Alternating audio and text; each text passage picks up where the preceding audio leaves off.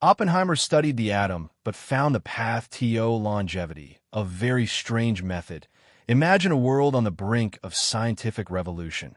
Radioactive elements are being tamed, equations about subatomic particles fill chalkboards, and in the middle of it all stands J. Robert Oppenheimer, that slender, chain-smoking theoretician whose brilliance guided the first atomic bomb to completion. Now, picture that same Oppenheimer quietly stepping away from the labyrinth of nuclear physics to brood on a far more universal conundrum: human aging. Rumors swirl that the father of the atomic bomb harbored an obsession, one perhaps as intense as his drive to unleash nuclear fission, about stretching the human lifespan. They say he stumbled onto a bizarre daily practice, equal parts mystical reflection and cold, rational analysis, that could, if followed, add decades of vigor to your life.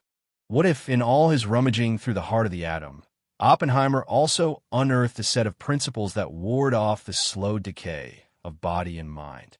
And what if we, in our modern era, can replicate that practice to remain vigorous well into our 80s or beyond? Such claims might sound like an odd pairing, but that is precisely what makes this story so compelling. Stay with me until the end, because by the final paragraphs, you'll not only discover the rumored method behind Oppenheimer's longevity trick, but also gain a practical framework, rooted in both his insights and current health science, to integrate it into your daily routine.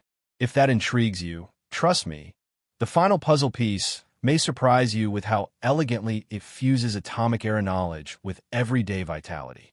The atom's guardian. To understand why Oppenheimer might have delved into longevity, we should recall the tension that permeated his life after the Manhattan Project.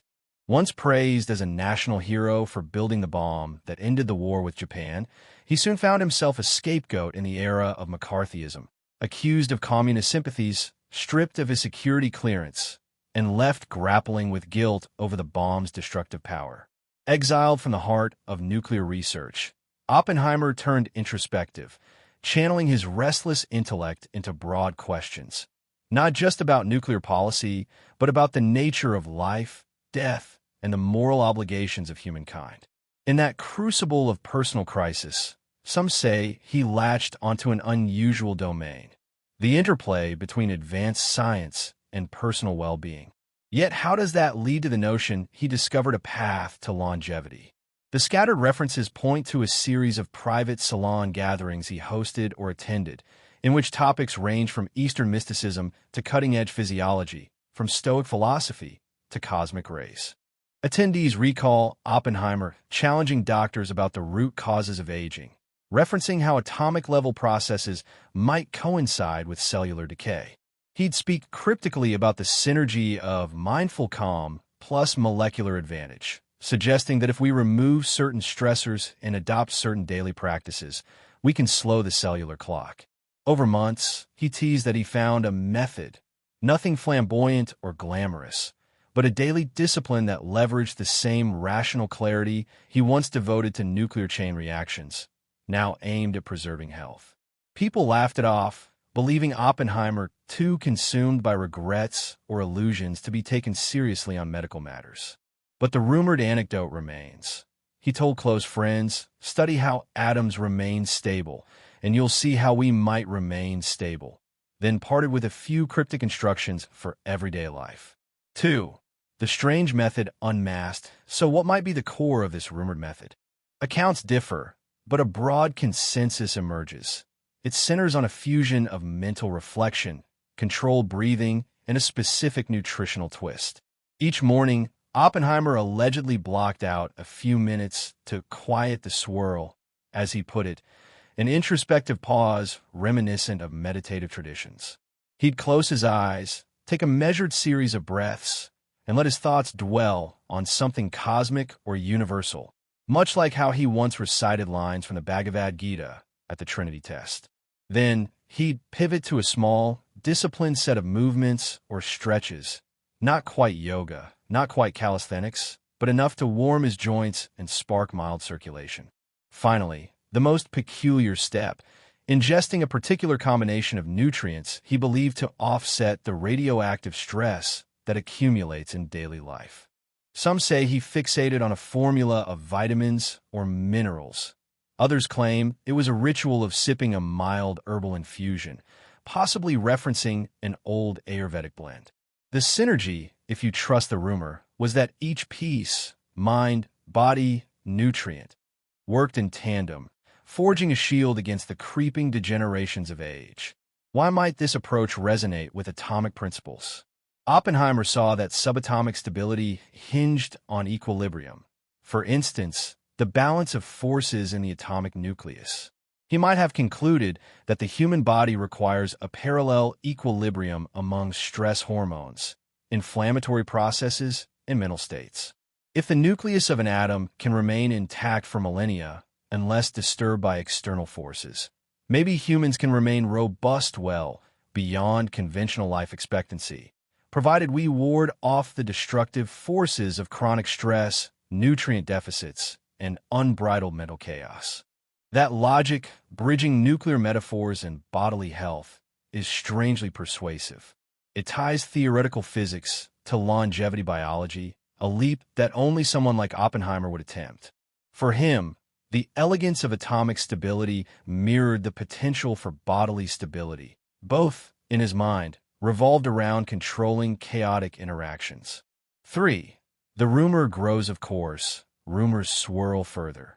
That he practiced short fasts, that he shunned certain stimulants or combined them in specific patterns, that he even tried to harness mild radiation therapy as a rejuvenating measure. Many of these are likely false or exaggerated. The simplest explanation is that he built a daily practice that combined mental calm, mild exercise, and precise nourishment. He possibly refined it over time, calibrating how each piece impacted his energy levels and immune function. The result, or so the story goes, is that he maintained a surprising vigor, at least mentally, well into the final years of his life, though heartbreak and political strife weighed on him. He died relatively young, at 62, from complications related to throat cancer, which might seem to contradict the rumor. But note that he was a heavy smoker, a vice that might have undermined his longevity quest. Or, if one leans conspiratorial, the story might be that he only partially adhered to his own method, or started too late, or the emotional toll from post-war guilt overshadowed even the best health routine. Nonetheless, the idea that his method could help the rest of us, who do not carry the same burdens, remains plausible in the rumor's logic. Let's pause for our first question to you, dear reader, to consider or address in the comments. If you believe in the possibility that a simple daily routine, one that fuses mental clarity, physical activity, and targeted nutrition, can significantly extend life, would you be willing to test it for a month? And, crucially, which element, mindset, movement, or nutrients, do you think you'd struggle with the most? 4. The modern proof. We can also glean support from modern science. For instance, the synergy of short daily meditation with moderate movement and balanced micronutrient intake is strongly linked to reduced biological markers of aging, lower cortisol levels, improved mitochondrial function, and less systemic inflammation. That synergy might act like a cooling rod for the meltdown of stress in your body. Oppenheimer's nuclear background taught him that meltdown occurs when you lose control of the chain reaction. By analogy, losing control of stress or poor nutrition triggers a meltdown in cellular processes. If his rumored method reestablishes control daily, that means no meltdown, or at least a delayed meltdown, equating to healthier aging. Many longevity experts advocate similar trifectas, like short mindful sessions, minimal but daily exercise, plus a diet high in antioxidants or specific vitamins. So while Oppenheimer's approach might appear strange to some, it aligns well with a robust body of emerging data. But we must ask, did Oppenheimer himself proclaim that this method leads to living to 100 or beyond? Possibly not. The rumor might be a playful exaggeration by admirers or an offhand remark twisted into a grand promise. The man had a poetic streak, quoting ancient texts about life and mortality. He might have said something like, a mind in balance and a body in harmony might carry you to 100. Over time, folks retold it as, he discovered the path to longevity. Indeed, The comedic irony is that he died at 62, a victim of cancer. But ironically, that doesn't fully negate the value of his method. Heavy smoking, chronic stress from the government's vendetta, or personal heartbreak might have overshadowed the benefits. Alternatively, it's possible the method staved off other ailments for years, though eventually overshadowed by lifestyle or environmental factors. After all, no single practice is bulletproof. The bigger lesson might be that the synergy of daily mental and physical calibration can yield potent results, though it can't offset extreme negative influences forever. The strange twist: why do some accounts call it a very strange method? Possibly because Oppenheimer's approach included a dash of Eastern or mystical flair that seemed at odds with his scientific persona. For instance, some claim he recited verses from the Bhagavad Gita or other spiritual texts during his morning routine, interlacing them with breath control or gentle stretches reminiscent of yoga. If you recall, the Bhagavad Gita was famously on his mind at the Trinity test. He drew from a sense of cosmic perspective that dwarfed petty concerns, that might have infused his longevity practice with a quasi-spiritual undertone. For Western colleagues, seeing Oppenheimer at dawn reciting Sanskrit lines while doing quiet breathing or mild calisthenics would appear bizarre, hence the rumor about very strange method. Another possibility is that he used mental imagery reminiscent of nuclear processes, imagining each cell as a stable nucleus, letting harmful energies scatter outward. That, to an observer, might be downright odd. But from Oppenheimer's vantage, it bridged the power of metaphor with physiological intention. Regardless of the strangeness, the essence presumably remains that daily synergy. So how might we replicate it, 21st century style? 6. Building the Oppenheimer Longevity Routine, let's craft a step-by-step approach that captures the rumored method's spirit. Morning stillness and cosmic reflection. Right after waking, resist the phone or abrupt rush. Stand or sit in a quiet space, possibly near a window with fresh air. Close your eyes, breathing slowly. If you wish, recite or recall a short verse that inspires you. Maybe a line from poetry or scripture that evokes humility and cosmic wonder. The point is to reset your mind away from trivial stress, orienting it to a bigger perspective. Gentle movement. Next, do a brief set of light stretches or a slow walk. Nothing too intense. Think of fluid motions that wake your muscles and joints. If you like yoga, do a sun salutation.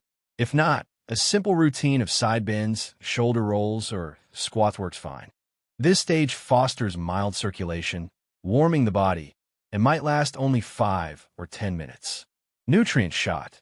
The rumor suggests Oppenheimer consumed a small, nutrient-dense beverage or snack. In modern terms, it could be a glass of water with lemon, or a lightly brewed herbal tea, plus maybe a spoonful of honey or a piece of fruit. The logic is to provide a gentle infusion of vitamins or antioxidants without bombarding your digestive system.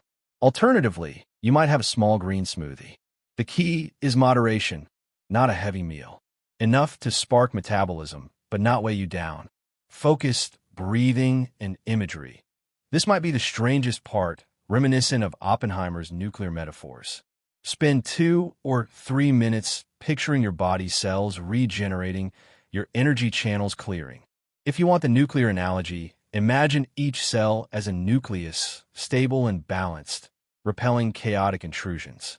Let your mind dwell on that stability, forging a mental link between cosmic or atomic order and your own bodily resilience.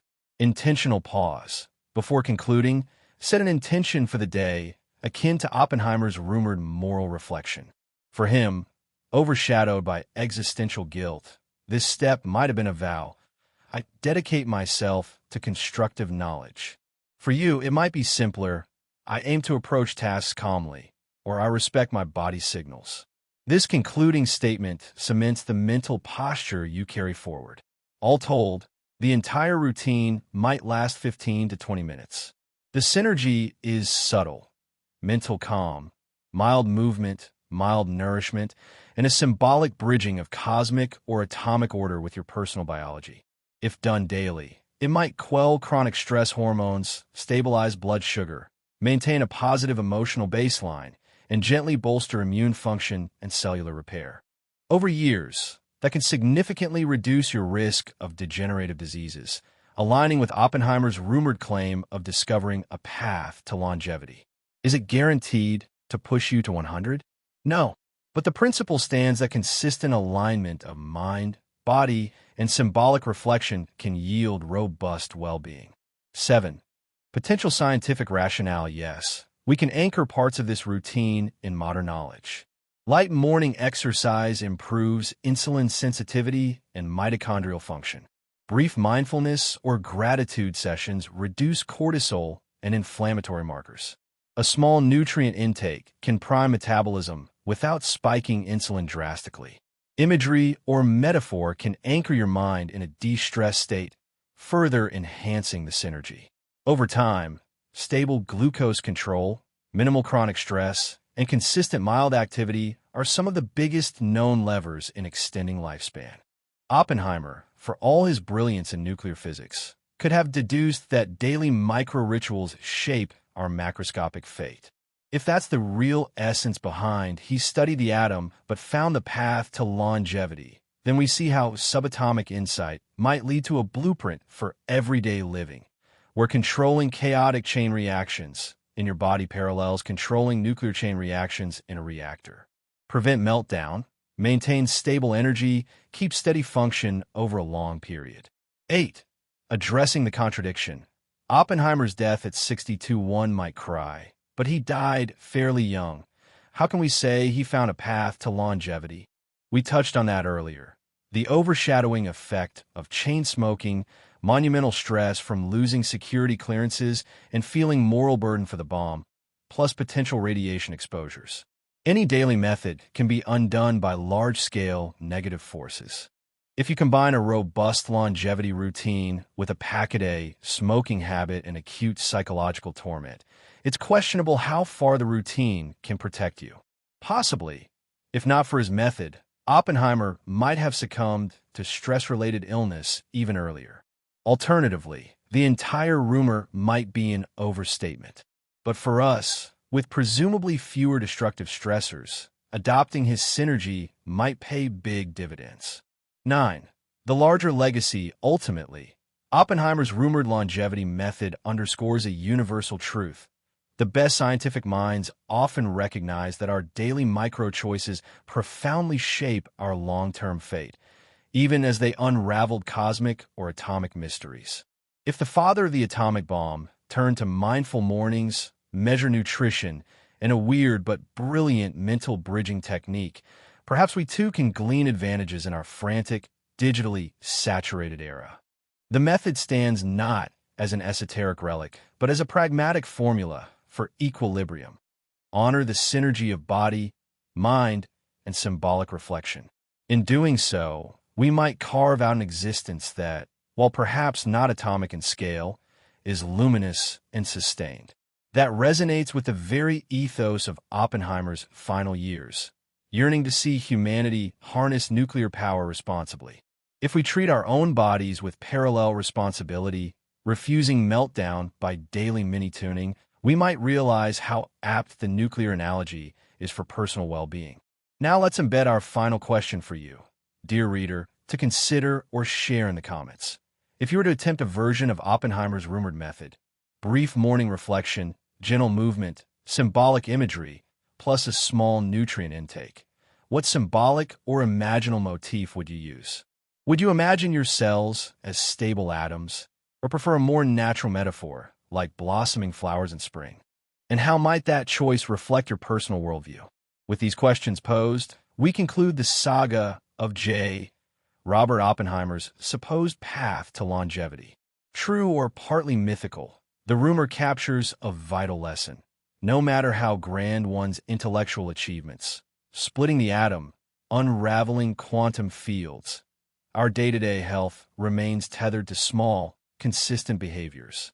Possibly Oppenheimer recognized that bridging cosmic or atomic insights with mindful self-care forms a strange but potent method for a longer, fuller life.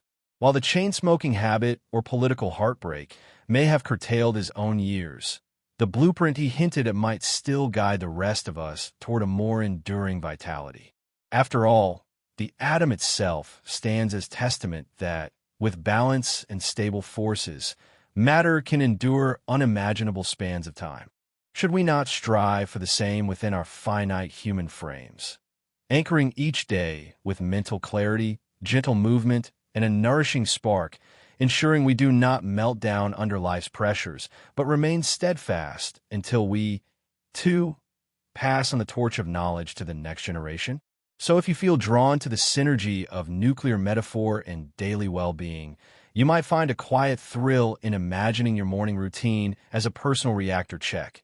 No meltdown, controlled reaction, harnessing energy, pushing forward with confidence. In that sense, Oppenheimer's very strange method might not be so strange after all. Just another blueprint from a mind that once bridged the unthinkable gulf between theoretical equations and real-world consequences. Now, you hold the power to see if his rumored formula can transform your own daily existence, forging a path to a longer, steadier life that stands as a small tribute to the cosmic scale he once navigated so boldly.